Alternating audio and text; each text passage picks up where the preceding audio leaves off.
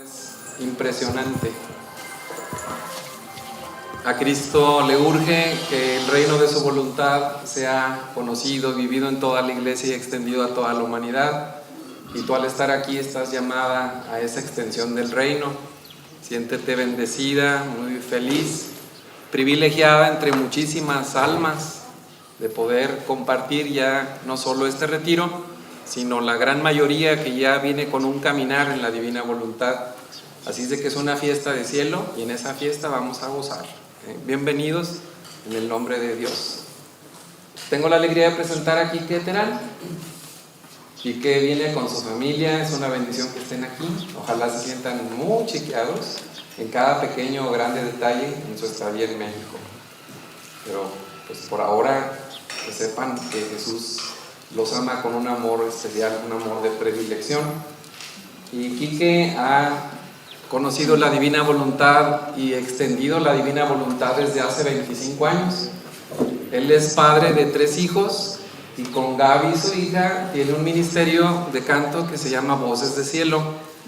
Y su trabajo, que podemos también nosotros conocer, es la difusión de la divina voluntad a través de la página oficial www.librodecielo.org.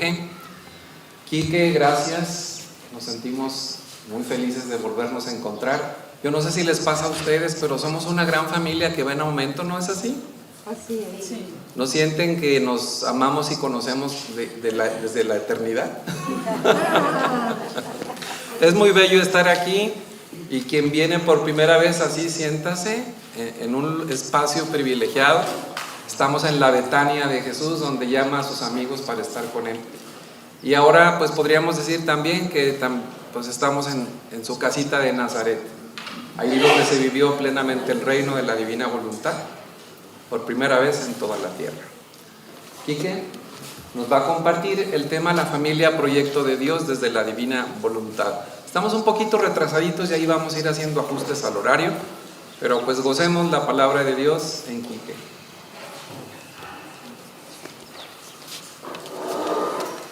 Bueno, muchísimas gracias, Daniel. Sí, para mí es un gran gozo, un privilegio el poder estar nuevamente aquí en México. Yo soy de Colombia, para los que al momento no me conocen. Vengo con mi esposa, con mi hija que están aquí. Como dijo Daniel, con mi hija tenemos un ministerio de música que se llama Voces de Cielo, donde cantamos verdades que hemos sacado del libro de cielo, de la doctrina de la divina voluntad. Ya hemos publicado unas 29, 30 canciones. Ya luego más adelante en el transcurso del retiro pues las van a ir conociendo los que aún no las conocen. Y bueno, y ya esta es la 4ª vez que estoy acá en México y me siento mexicano, me siento en casa.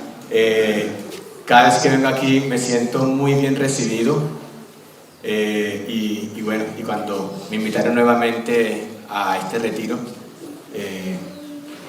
pues yo digo, ay Señor, ¿cómo me quieres? Pues, sabes que me gusta mucho compartir con aquellos que de una u otra manera quieren buscar esa santidad, buscar vivir en esa voluntad de Dios, y me mandas allá para compartir con todos ellos. O sea, es un gran privilegio el que Dios también me da, así como también nos da a todos nosotros de poder conocer esas verdades divinas.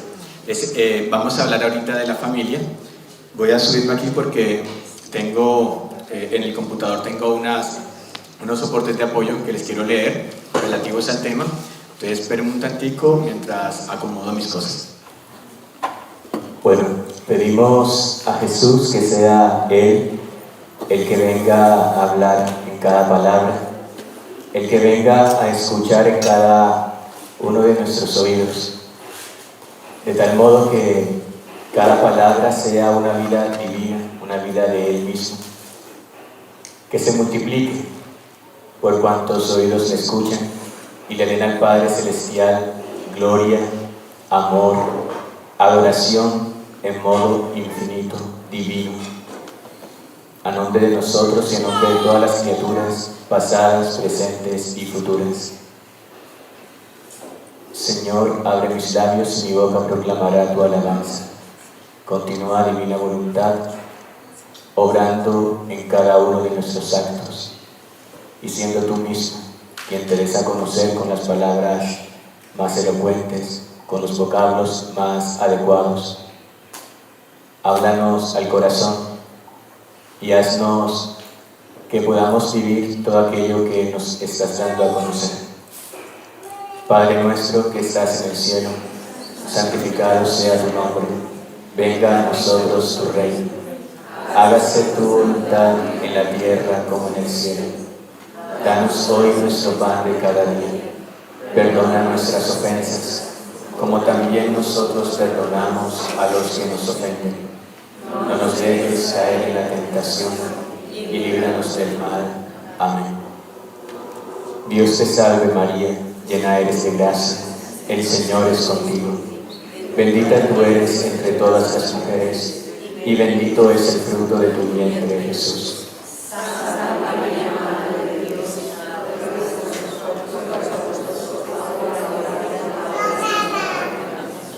Gloria al Padre, al Hijo y al Espíritu Santo.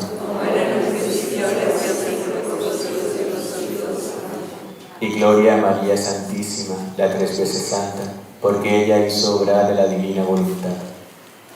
Amén.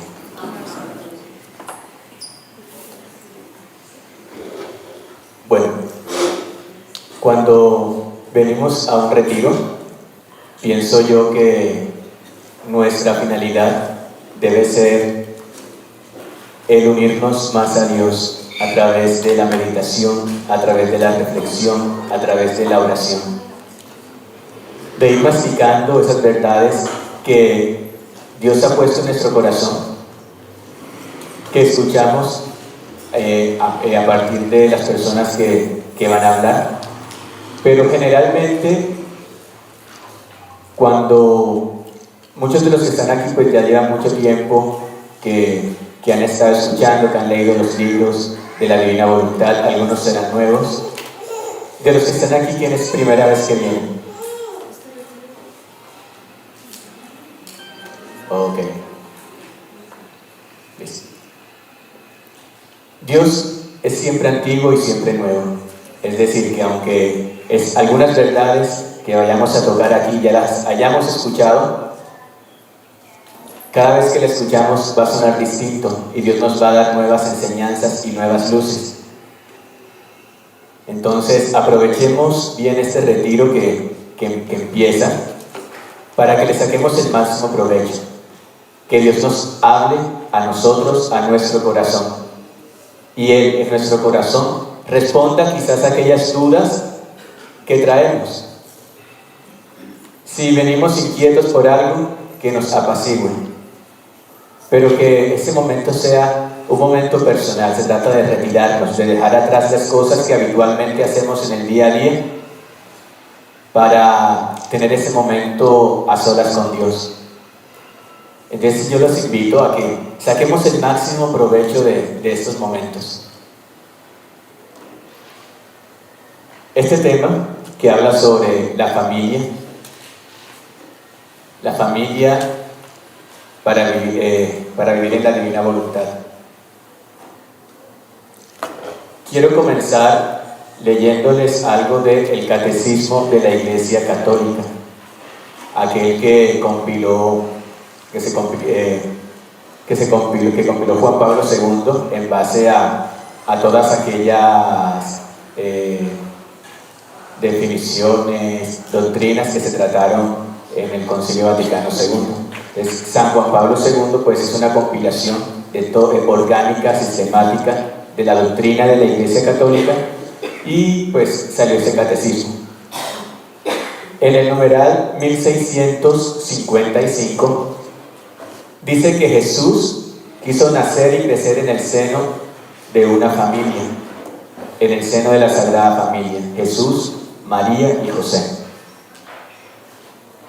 Jesús pudo venir sin necesidad de tener una familia, porque era Dios, y pudo haber decretado la redención sin necesidad de servirse de una madre, ni de un padre terrenal.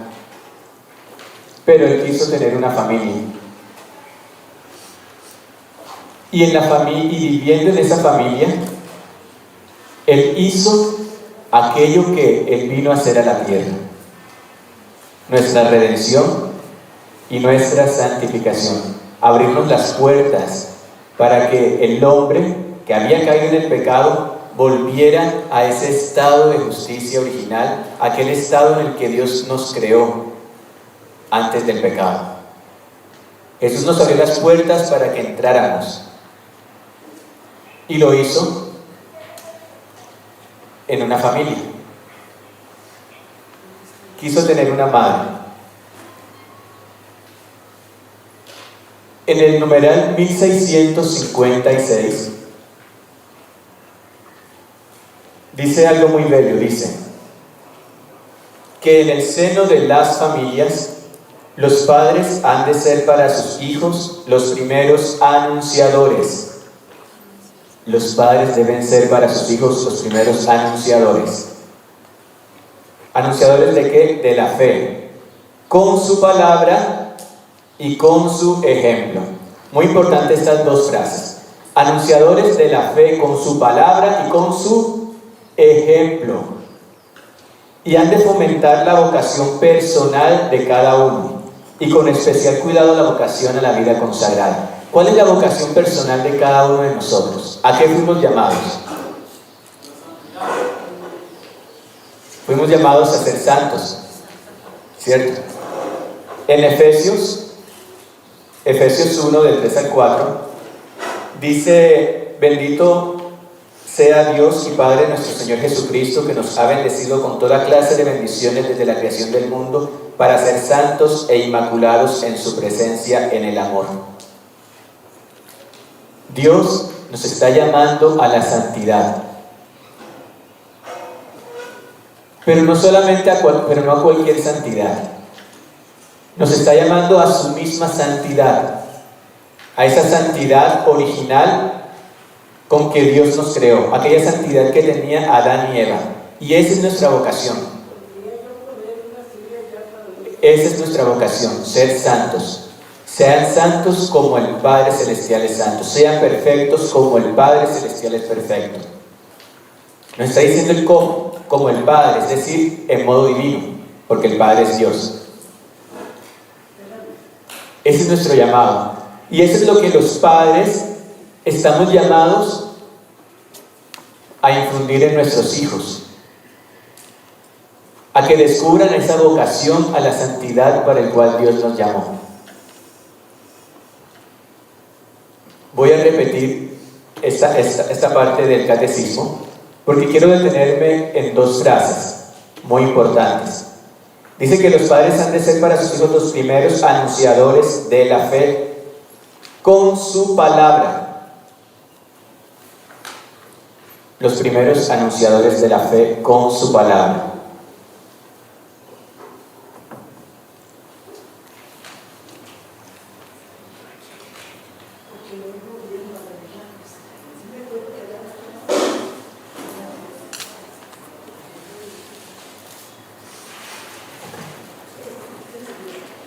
Me acordé de algo que quiero hacer énfasis. Listo. Acabo de recordar una frase, ahorita que leí esto de que los padres tienen que ser los primeros anunciadores de la fe de los hijos con su palabra. Nosotros, como laicos, estamos llamados a anunciar a Cristo, porque es un mandato también divino. Cuando Dios dice: id a todas las naciones. Y que en el Catecismo de la Iglesia Católica, en el numeral 900, dice lo siguiente. En el 904: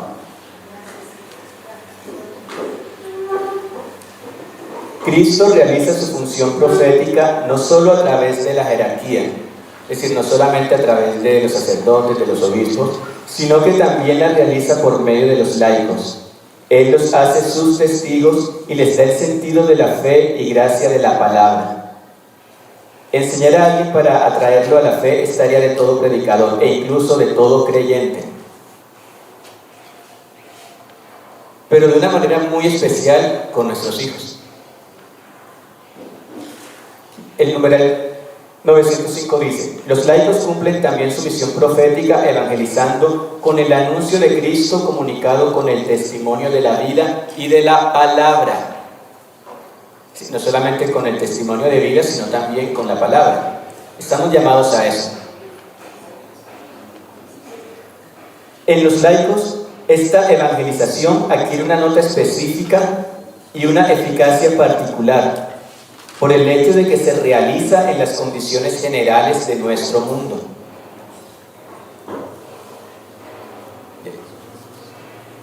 Tenemos condiciones diferentes a los que tiene la jerarquía de la iglesia. Por las ocupaciones son distintas. Tenemos hijos, tenemos esposa, o esposo en el caso de ustedes. Tienen una familia que mantener, que estar pendiente de ellos. Entonces las condiciones son diferentes, pero aún así Jesús nos dice que a través de su iglesia y de su misma palabra, de que estamos llamados a anunciar a Jesús, no solamente con los hechos, sino también con la palabra. Y de una manera muy especial con nuestra familia, con nuestros hijos. Porque los hijos son un préstamo que Dios nos da, porque los hijos son prestados, no son de nosotros. El padre de ellos es Dios, porque Dios los creó, les dio el alma, les dio el cuerpo. Nosotros participamos, sí, pero finalmente el que le da esa alma inmortal es Dios, y el que participa de toda la creación de ese hijo es Dios. Dios es su padre y nos lo presta para que también Él, a través de nosotros, siga ejerciendo esa paternidad. Se nos hace partícipes de su paternidad divina. Retomando lo que decía el catecismo, dice que los padres han de ser para sus hijos los primeros anunciadores de la fe con la palabra y con su ejemplo. Y es muy importante eso, con su ejemplo. Fíjense que un mal ejemplo se tira a la borda, o sea, daña muchas veces todo el trabajo que hemos hecho con la palabra. Por ahí dice un dicho: vale más una imagen que 1000 palabras, ¿cierto? Creo que dice así. Entonces, a veces podemos hablarle muy bonito a los hijos, pero si nuestro ejemplo de vida no va de acuerdo a lo que hablamos, se vuelve muy difícil. Pues se requiere mucho de la gracia de Dios para que esos hijos no se pierdan, porque el ejemplo arrastra, y arrastra inclusive mucho más que la palabra.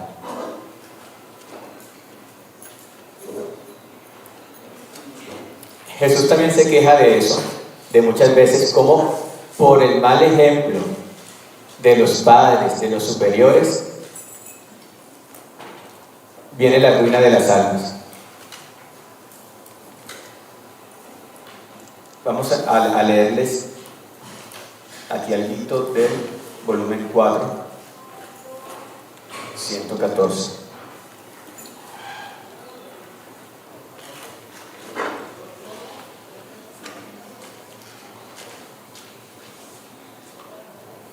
Mira, dice: hija mía, qué corrupción en los pueblos, qué torcidos senderos recorren, pero en esto ha influido el mal ejemplo de las cabezas, o sea, los superiores. En una familia, ¿quiénes son las cabezas? El padre, ¿sí? La madre, es cabeza también de los hijos. Entonces, si los hijos dan un mal ejemplo, si los padres dan un mal ejemplo, el padre y la madre, y el hijo pues se empieza a perder, también es culpa de los padres, si dieron mal ejemplo. Porque puede ser de que un hijo pues vaya en el camino de la perdición, pero los padres sí han dado buen ejemplo, pues ya no es culpa del padre, sino de la propia voluntad obstinada del hijo, porque el hijo tiene una libertad que Dios le dio, pues la voluntad humana, y esa libertad que Dios nos dio para amarlo, pues muchos lo elegimos para no amar a Dios y cometer pecados. Pero tenemos que tener mucho cuidado en ser ese ejemplo para nuestros hijos. Y si no tenemos hijos, para los sobrinos. Y si no tenemos sobrinos, para los que nos rodean, para el hermano, que no seamos piedra de tropiezo para los demás, que no seamos piedra de escándalo para los demás. Porque a veces dicen, no, pues es que mis hijos no están por aquí, ya están grandes, están en Estados Unidos, están en Europa, entonces esta charla no es para mí. No, pero también hay gente que a través de ti se acerca o se aleja de Dios. Entonces dicen, no, pues yo no, ¿para qué voy a ese grupo de la Divina Voluntad si yo veo que Pepita Pérez anda con los de la Divina Voluntad y yo veo que ella es la más criticona, que siempre está rabiosa, que anda hablando mal de todo el mundo, que nos... No, entonces, miren lo que hacemos con el ejemplo. Es importante dar ejemplo a los demás. Continúa diciendo Jesús en este capítulo. Mientras que en quien posee la mínima de cualquier autoridad, el espíritu de desinterés debería ser luz para hacerlo distinguir que es la cabeza. Y la justicia ejercitada por él debería ser como fulgor para herir los ojos de los presentes, de modo de no poder separarlos de él y de sus ejemplos. Entonces aquí nos está diciendo Dios que una de las causas con las cuales damos mal ejemplo a los que están a nuestro alrededor, en especial a nuestros hijos, a los sobrinos y a todos aquellos de los cuales se puede decir que somos cabeza, es porque no hay espíritu de desinterés, sino todo lo contrario, hay espíritu de interés, porque siempre estamos buscando algo para nosotros mismos, no estamos dando algo de manera desinteresada. A veces nuestro amor no es desinteresado. Entonces, amamos porque yo espero que me amen. Y si no me aman, yo no amo. No, el amor de Dios es desinteresado. Y cuando hay el desinterés, eso es luz para los demás. Porque los demás se van a dar cuenta de eso. Y vamos a hacer luz. Y la luz va a hacer que se huyan las tinieblas. Porque ¿qué hace la luz cuando entra en un cuarto oscuro? ¿Qué hace? Ilumina, y si había algo que estaba sucio, un polvo, se da uno cuenta que algo estaba mal, que algo estaba en desorden. Mientras que si está el foco apagado, pues yo no me di cuenta si está en desorden o no, porque no veo. No me di cuenta si hay polvo. Pero si se prende la luz, yo digo, uy, allá hay polvo, vamos a limpiarlo. Uy, acá hay unos obstáculos que no son de aquí, vamos a quitarlo. Eso es lo que hace la luz. Y cuando somos desinteresados y amamos con desinterés, es luz que Dios nos da. Y esa luz no solamente te va a iluminar a ti, va a iluminar a todos los que te rodean, va a iluminar a tu esposo, a tu esposa, a tus hijos. Pero es importante nuestro ejemplo, porque nuestro ejemplo va a ser luz para los demás. Es importante la palabra, sí, porque es un deber de nosotros anunciar la fe con la palabra. Pero también más importante nuestro ejemplo, nuestro sí. Que no vaya a pasar que los hijos digan, ay no, yo no quiero hacer nada de Divina Voluntad para ser como mi mamá. Ay no, qué pereza. O para ser como mi papá. Ay no, qué alegría cuando uno diga, ay papi, yo quiero, vas a un retiro, ay invítame, yo quiero ir. ¿Para dónde vas? No, que voy al cenáculo. ¡Ay, llévame! Sería bonito, ¿cierto? ¿Cuándo sucede eso? Cuando Él ve en nosotros que damos ejemplo, que somos felices, nos ven felices. Y, ay, ¿qué le dirán a mi mamá? Y que cada vez que llega del grupo, no sé, es todo amor, toda felicidad. O que su vida continua, porque no se trata de ir a un lugar, no, es una vida continua, siempre. Oye, mi mamá desde que comenzó a leer los escritos de la Divina Voluntad, como que ha habido un cambio, ya la veo como más contenta, más alegre, ya no grita tanto, ya le pasan cosas y está sufriendo y la veo alegre, es como extraño. Se va sintiendo eso y eso atrae, porque eso es luz para los demás. Y nosotros debemos ser luz para nuestros hijos. Y como dije, el que no tenga hijos, para todo, para el sobrino, para los nietos, si los hijos no viven con uno, para todos, para nuestros amigos. Si estamos en la cabeza porque así Dios lo ha querido, de a un apostolado, que ayudamos en la parroquia, no sé, en algún grupo de la parroquia algo, bueno, tú debes ser luz para los demás y hacer lo que dice Jesús: el que quiera ser el primero, que se haga el último, que se haga el servidor de todos. Entonces, el hecho de que estemos de cabeza en un grupo, en algo, al contrario, tienes que ser la servidora de todos, tienes que ser la más humilde de todos. Y Jesús nos dio ejemplo lavándole los pies a sus discípulos. Ahí está Jesús, el ejemplo. Jesús no solamente predicaba con su palabra, predicaba con su ejemplo.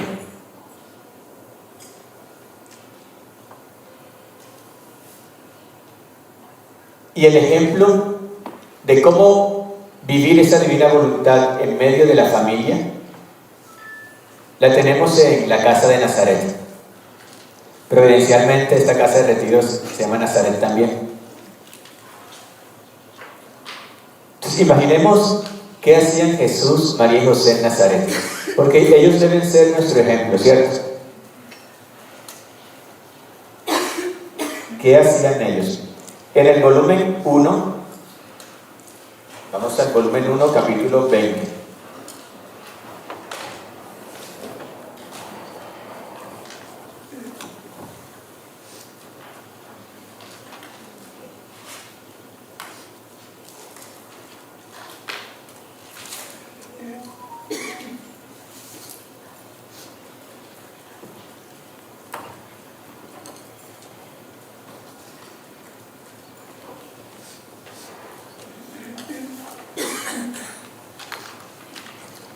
En este episodio que Luisa nos cuenta,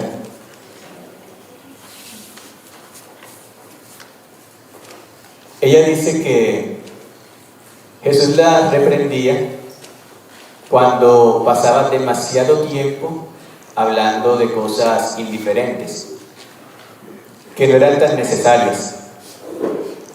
Fíjense cómo en esta primera etapa de ese crecimiento espiritual que Jesús, de ese proceso que Jesús tuvo con Luisa, porque apenas estamos en el volumen 1, ella escribió 36 volúmenes. Entonces ella al principio de los volúmenes quiere a Luisa un desapego de todas las cosas terrenas, un vaciarse de todo lo humano para que se pueda llenar de Dios y pueda llegar al estado de santa indiferencia, es decir, que suceda lo que suceda, mi intención y mi único objetivo debe ser agradar solo a Dios, todo lo hago por Dios. Y ese debe ser siempre nuestro objetivo y nuestra meta, nuestro propósito en todas las cosas que hacemos. Lo hago por Dios. Pero entonces, para poder llegar a ese estado de santa indiferencia, que digamos que es como la base a donde Jesús va a sembrar lo que posteriormente Él va a llamar el don de la divina voluntad. Este primer volumen son como esos cimientos. Luisa, como les dije, estaba hablando con otras personas de cosas indiferentes. No era pecado, o sea, no era que estaba chismoseando, no era que estaba diciendo malas palabras, no, nada. Estaban hablando de cosas ordinarias, solamente que se demoraba a pasar demasiado tiempo hablando de ello. Y Jesús le dijo: estas pláticas te llenan la mente de cosas que no me pertenecen, te circundan el corazón de polvo, de modo que te hacen sentir débil mi gracia. Y le dice: imítame a mí cuando yo estaba en la casa de Nazaret. Entonces nos invita a mirar la casa de Nazaret. Dice: imítame cuando yo estaba en la casa de Nazaret. Mi mente no se ocupaba de otra cosa que de la gloria del Padre y de la salvación de las almas. Entonces, ¿nuestra mente de qué se debe ocupar? De la gloria del Padre y de la salvación de las almas. Mi boca no decía otra cosa que discursos santos. Con mis palabras buscaba reparar las ofensas al Padre. Trataba de saetear los corazones y atraerlos a mi amor. primariamente a mi madre y a San José. En una palabra, todo nombraba a Dios, todo se oraba por Dios y todo a Él se refería. ¿Por qué no podrías hacer tú lo mismo? ¿Por qué no podrías hacer tú lo mismo? Esa es una reprensión de Dios, porque ya Dios quería de Luisa no que viviera como cualquier cristiana, sino que Él quería llevar a Luisa a ese estado al que nos está llamando a nosotros, que es el estado de que vivamos en su voluntad. Y por eso ya comienza a decirle algunas cosas que debemos quitar para que la gracia de Dios, que es el mismo, pueda entrar y reinar plenamente en nosotros. Está bien conversar con las personas porque eso hace parte y es un don de Dios que Él nos dio la palabra, pero aquí el reproche que Jesús le estaba haciendo era por esas conversaciones largas, ¿sí? Cuando pasamos mucho tiempo, porque es un tiempo que perdíamos, que se lo pudiéramos haber estado dedicando a Dios, a hablar, a vivir esa intimidad más directa con Dios, a conocerlo más. Actualmente inclusive hay gente que no habla con otros, pero habla consigo misma, comienza a ver qué está pasando en el mundo, comienza a mirar en Facebook, en WhatsApp, todo lo que le llegan comienza a revisarlo, todos los videos que le llegan, todos los tiene que ver, todos los mensajes que le llegan, todo lo tiene que hacer. Piensan que lo tiene que hacer todo, no es que lo tenga que hacer todo, pero piensan que todo lo que le llega es para que lo vean, y pierden mucho tiempo. Y son cosas que le llenan que el corazón de ese polvo que dice Jesús, y poquito a poquito nos va haciendo perder su gracia. Entonces, Jesús nos invita a vivir como la familia de Nazaret. Y ahí nos está diciendo una de las formas cómo se vivía en esa familia de Nazaret. En el volumen 9, capítulo 4, Jesús habla acerca de hablar mucho de cosas indiferentes y que no pertenecen a Dios. Dice: hija mía, quien mucho habla es señal de que está vacío en su interior, mientras que quien está lleno de Dios, encontrando más gusto en su interior, no quiere perder aquel gusto, le cuesta trabajo hablar y solo por necesidad habla. Y aún hablando no se aparta jamás de su interior y trata, por cuanto está en él, de imprimir en los demás lo que siente en sí. Mientras que quien mucho habla no solo está vacío de Dios, sino que con su mucho hablar trata de vaciar a Dios de los demás. Por eso, hermanos, yo los invito en este retiro, muy especialmente en este retiro, a que aprovechemos el tiempo y hablemos con Dios. Hablar de Dios lo podemos hacer en muchos momentos, pero yo sí los quiero invitar para que aprovechemos esto para que no tanto hablemos de Dios, sino que hablemos con Dios. Y no distraer tanto a los hermanos, ya trayendo cosas de allá afuera, porque pasa lo que dice Jesús aquí: quien mucho habla no solo está vacío de Dios, sino que con su mucho hablar trata de vaciar a los demás de Dios. Entonces venimos a un retiro, pero queremos llenarnos de Dios, queremos tener ese encuentro más íntimo con Dios. Entonces no dejemos que nadie nos robe eso, que nadie nos robe ese encuentro, y mucho menos pues tratemos de hacérselo a los demás. Una persona que me decía ayer, no, pues yo no sé qué me pasa, yo ya casi no me dan ni ganas de hablar, yo no hablo con nadie y me están atacando por eso. Y decía, pues ¿qué pasa si no hablas? O sea, habla lo que tengas que hablar, las cosas necesarias que tengas que decir, cumple con tus deberes, ¿ya? Y habla con todas las personas que en el día a día tienes que hablar por necesidad. Bien. Pero ya después de eso, de que ya hiciste lo necesario y sientes más gusto en tu interior porque empiezas a hablar con Dios, pues no permitas que nadie te quite eso. Pueden decir lo que sea, no me importa, a mí me importa lo que Dios piense de mí. Que esa persona sí es aburrida porque ni habla. Que piensen que soy aburrido, no importa. Siempre y cuando Dios no piensa eso de mí.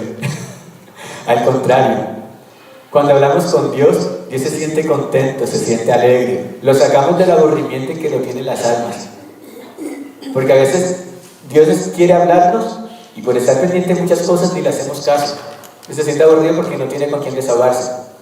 Pero cuando nosotros estamos hablando con Él, o hablando de Él, de sus cosas, estamos pendientes de Él en esa actitud, pues esa es la fiesta más grande de Jesús. Jesús dice que los ángeles se sienten gozosos cuando escuchan hablar a alguien de Él, de su voluntad. Entonces yo sé que en este momento estamos rodeados de millones de ángeles, porque estamos hablando de Él, de su voluntad. Y ahorita que termine la charla, quedémonos con eso y dejemos que Jesús nos siga hablando del corazón, que nos siga hablando. Y hablemos, si queremos desahogarnos, desahogámonos con Él. Desahoguémonos con Él.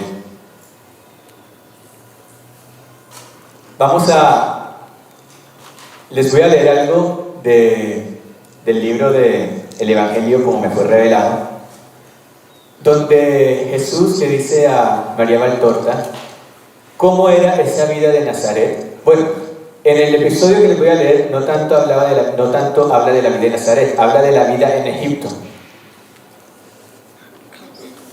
De cuando ellos estaban en Egipto, que estaban en un país extraño.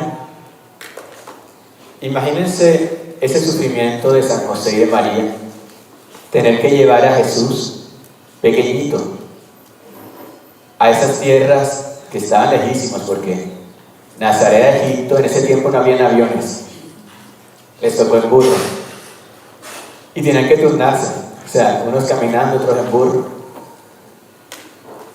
y llegar a un lugar donde no lo conocía nadie, extranjeros, y aparte de que eran extranjeros, eran fugitivos. ¿Te imaginas quién iba a confiar en un fugitivo? Les tocó duro, eran pobres, aparte de eso, muy pobres.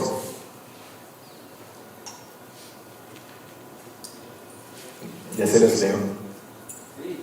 Porque eso nos da, dice Jesús, que eso nos da una lección de humildad, de resignación y de buena armonía, y que Él pone como ejemplo eso a todas las familias cristianas. Dice que hay muchas personas que porque creen que son buenos, que porque van a la misa, que porque comulgan, que porque están en grupos de oración, que porque son fieles, de los más o menos buenos, dicen que hay muchos que pretenden tener una vida material y fácil, defendida contra la menor aflicción.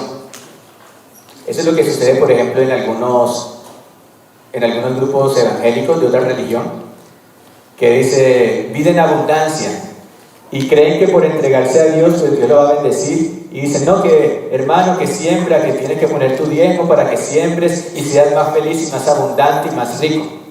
¿Sí les conocen algo de eso? Sí. Okay.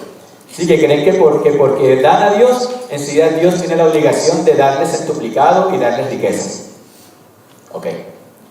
Jesús nació pobre, José y María lo tenían a Él, y con todo lo que tenían a Dios, siguieron siendo pobres. ¿Será que a María y José les faltaba, a María y a San José les faltaba fe? No, ¿verdad? No les faltaba fe.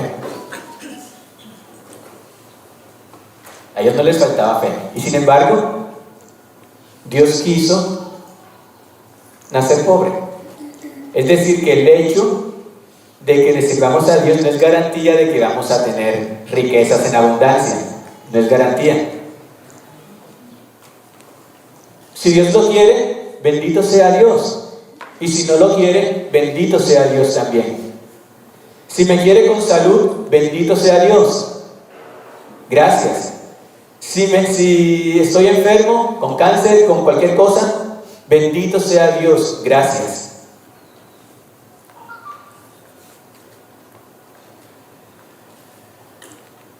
En aquella casa de Nazaret había serenidad, sonrisa, concordia, y de común acuerdo ellos trataban de hacerla más bella. No había sino un solo pensamiento, el de que esa tierra para Jesús le fuera menos dura. En esa casa no hubo nerviosismos, no hubo altercados, no hubo caras fruncidas. Nunca hubo el reproche mutuo, y mucho menos se reprochó algo a Dios porque Dios no los colmaba con bienes materiales.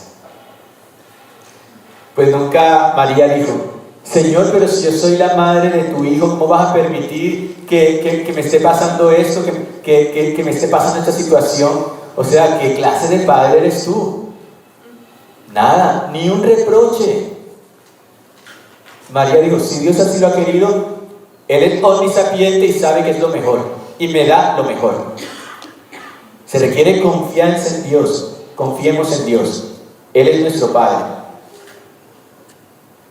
No hubo ningún altercado, no hubo concord, no hubo, decía, caras fruncidas. O sea que la Virgen María nunca se molestó con San José, ni San José con María. Alguno me dirá: pues San José la tenía muy fácil porque tenía la esposa de él, era la Virgen María. En cambio mi esposa es una esposa que es celosa, que es tóxica, que es gritona, No quiere decir que eso sea así, es un ejemplo, amor.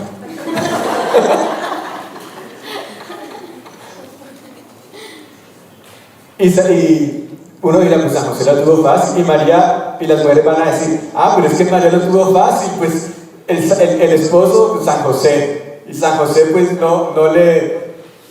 San José qué maltrato le iba a dar a la María, ¿no? Alguien puede decir así. Pero ¿qué era lo que pasaba? De que en ellos reinaba el amor, reinaba la calma, reinaba la bondad, reinaba la voluntad de Dios en ellos. En nuestros hogares puede que sí hayan todo eso que está diciendo, que no hay en Jesús, puede que en nuestros hogares lo haya. En una conferencia que les cuento hace unas semanas, yo estaba diciendo: no, voy a hablar allá a Guadalajara porque yo no me siento que vaya a hablar de la familia en este retiro.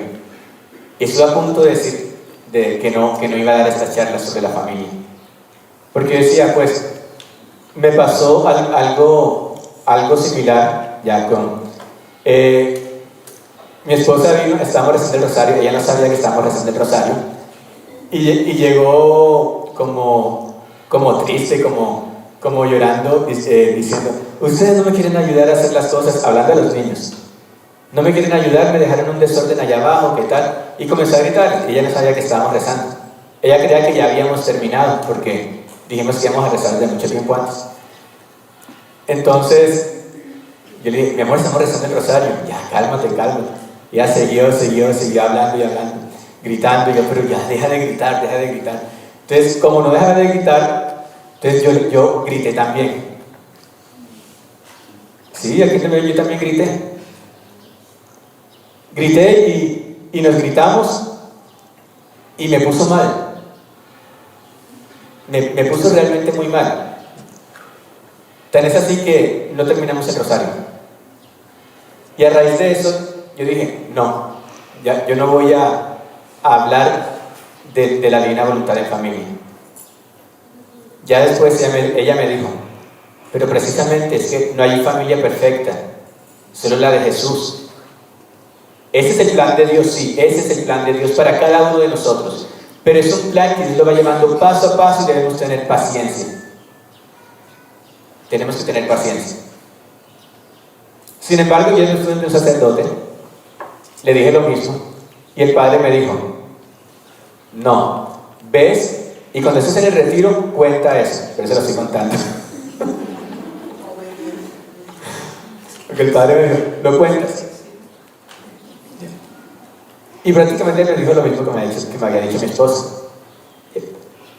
Que aunque sucedan algunas cosas en las familias, algún disgusto, alguna molestia, ya, deja todo a un lado y sigue. Porque el demonio odia a las familias. Porque en las familias está el plan de Dios para vivir en su voluntad.